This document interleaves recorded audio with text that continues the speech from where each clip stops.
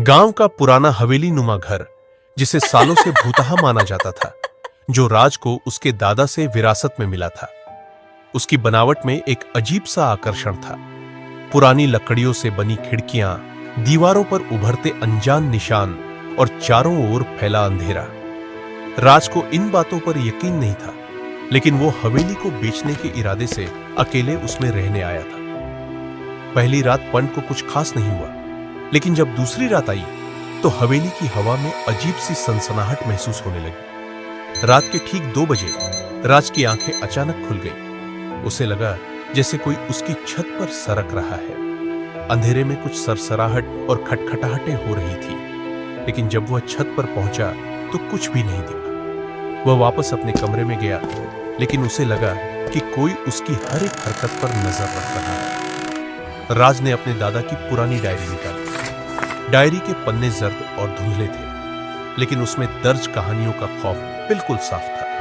उसमें लिखा था कि हवेली में एक आत्मा है जो कभी आजाद नहीं हो सकी। वह आत्मा हर 50 साल बाद अपने शिकार को चुनती है, और राज का परिवार 50 साल पहले इसका शिकार हो चुका था। आज फिर वही दिन था। डायरी में यह भी लिखा था कि यह आत्मा उन लोगों का पीछा करती है जो हवेली में अकेले रहते हैं।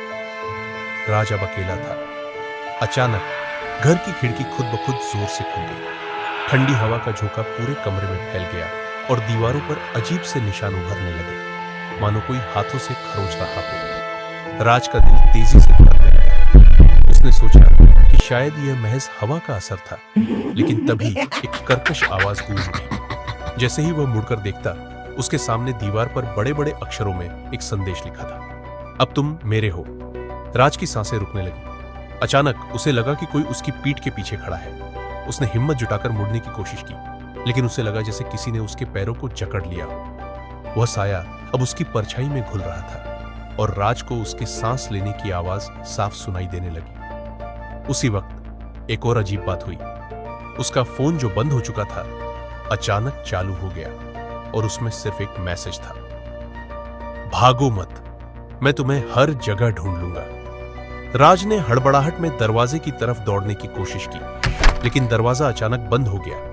अब उसे सिर्फ एक ही रास्ता दिख रहा था, हवेली की छत पर जाकर वहां से कूदकर भाग जाना। वह तेजी से सीढ़ियों की तरफ दौड़ा, लेकिन उसकी टांगें भारी हो रही थी, जैसे कोई उसे खींच रहा हो। जैसे ही वह छत पर पहुंचा, एक अजीब नजारा उसका इंतजार कर रहा था। सामने वही साया हवा में तैरता हुआ दिखा, पर इस बार साये का चेहरा बिल्कुल साफ था। राज के दादा का चेहरा पर आंखें काली और गहरी थी। यह वही आत्मा थी जो अब राज की आंखों में झांक रही थी। राज को सब कुछ धुंधला दिखने लगा। उसका दिमाग अब धीरे धीरे सुन्न पड़ने लगा था। अचानक छत से नीचे की तेज धक्का महसूस हुआ, और वह चीखते हुए नीचे गिरने लगा। लेकिन गिरते वक्त उसे एक अजीब सी अनुभूति हुई। वह किसी दूसरी ही दुनिया में जा रहा था। अगली सुबह गांव वालों ने हवेली के पास राज का शरीर देखा, लेकिन अजीब बात यह थी कि राज की लाश छत से गिरने के बावजूद हवेली के अंदर थी, और दीवारों पर लिखा था,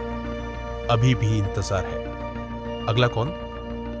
राज की मौत एक पहेली बन गई, लेकिन हवेली के अंदर कुछ नया हो चुका था। गांव वाले जब अंदर पहुंचे तो हवेली की दीवारों पर एक नया नाम लिखा हुआ था। नाम पढ़ते ही सबका खून जम गया, क्योंकि यह नाम गांव के सबसे निडर इंसान का था।